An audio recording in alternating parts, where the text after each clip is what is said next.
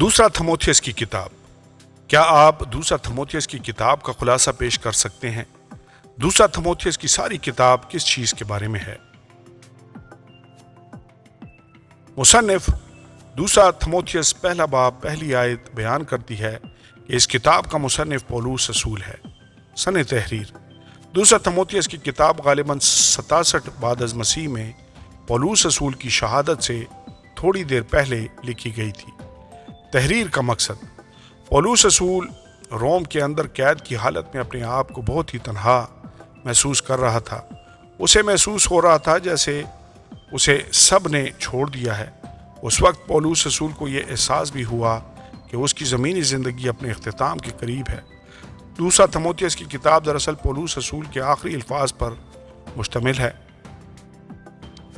اگرچہ پولوس رسول کی اپنی زندگی پریشانیوں کا شکار تھی، لیکن اس نے اپنے حالات کو پس پشت ڈال دیا، اور اس خط کے اندر وہ کلیسیاؤں اور خاص طور پر تھموتھیوس کے لیے اپنی فکر کا اظہار کرتا ہے۔ پولوس رسول اپنے آخری الفاظ کو تھموتھیوس اور باقی ایمانداروں کی اس بات میں حوصلہ افزائی کرنے کے لیے استعمال کرتا ہے کہ وہ اپنے ایمان پر قائم رہیں۔ دوسرا تھموتھیوس 3 باب 14 آیت، اور یہ کہ تھموتھیوس یسوع مسیح کے کلام کی منادی کرے۔ دوسرا تھموتھیوس 4 باب 2 آیت۔ دوسرا تھموتھیوس کی کتاب میں سے کلیدی آیت۔ پہلی کلیدی آیت دوسرا تھموتھیوس پہلا باب 7 آیت، کیونکہ خدا نے ہمیں دہشت کی روح نہیں بلکہ قدرت اور محبت اور تربیت کی روح دی ہے۔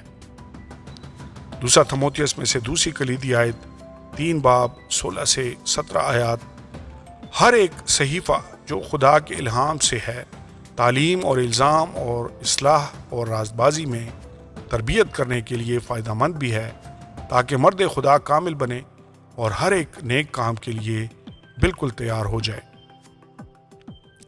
تیسری کلیدی آیت دوسرا تھموتھیوس 4 باب 2 آیت، کہ تو کلام کی منادی کر، وقت اور بے وقت مستعد رہ، ہر طرح کے تحمل اور تعلیم کے ساتھ سمجھا دے اور ملامت اور نصیحت کر۔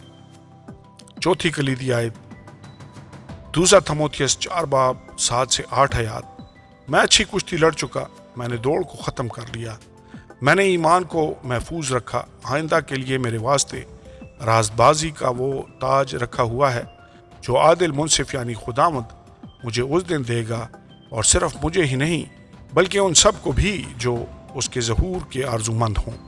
آمین اور آمین۔ مختصر خلاصہ: پولوس رسول تھموتھیوس کی حوصلہ افزائی کرتا ہے کہ مسیح کی ذات کے لیے پرجوش رہے اور اپنے مسیحی عقائد پر مضبوطی سے قائم رہے۔ دوسرا تھموتھیوس پہلا باب 1 سے 2 اور 13 سے 14 آیات۔ پولوس رسول تھموتھیوس کو یاد دلاتا ہے کہ وہ تمام غلط عقائد، غلط سرگرمیوں اور ہر ایک غیر اخلاقی چیز سے بچ کر رہے۔ دوسرا تھموتھیوس 2 باب 14 سے 26 آیات۔ آخر زمانہ میں مسیحی ایمان کے حوالے سے بہت زیادہ ایذا رسانی کے ساتھ ساتھ مسیحی ایمان سے برگشتگی بھی بڑھ جائے گی۔ دوسرا تھموتھیوس 3 باب 1 سے 17 آیات۔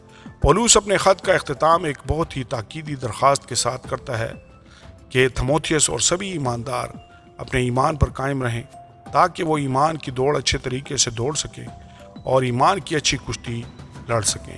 دوسرا تھموتھیوس 4 باب 1 سے 8 آیات۔ پرانے عہد نامے کے ساتھ ربط: پولوس رسول تھموتھیوس اور اس علاقے کے دیگر پاسبانوں کو جھوٹے استادوں کی تعلیم اور ریاکاری سے بچانے کے لیے اس قدر فکر مند تھا کہ اس نے اپنی بات کو سمجھانے کے لیے مصری جادوگروں کی کہانی کو بیان کیا جنہوں نے موسیٰ کا مقابلہ کیا تھا۔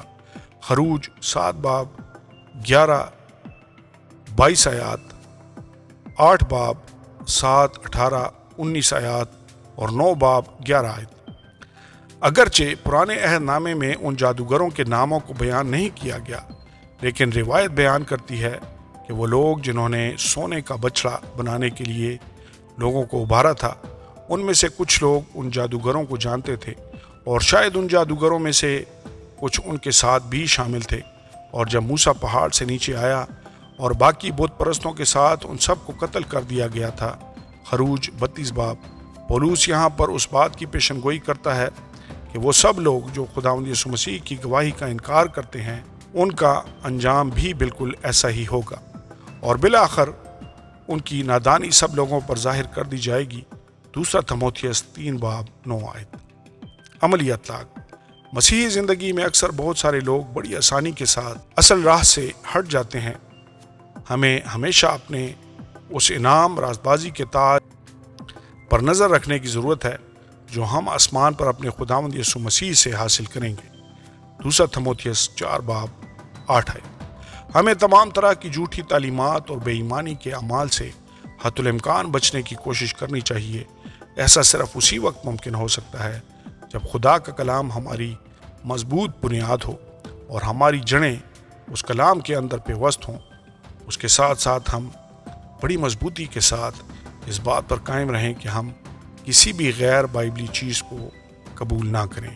آمین اور آمین۔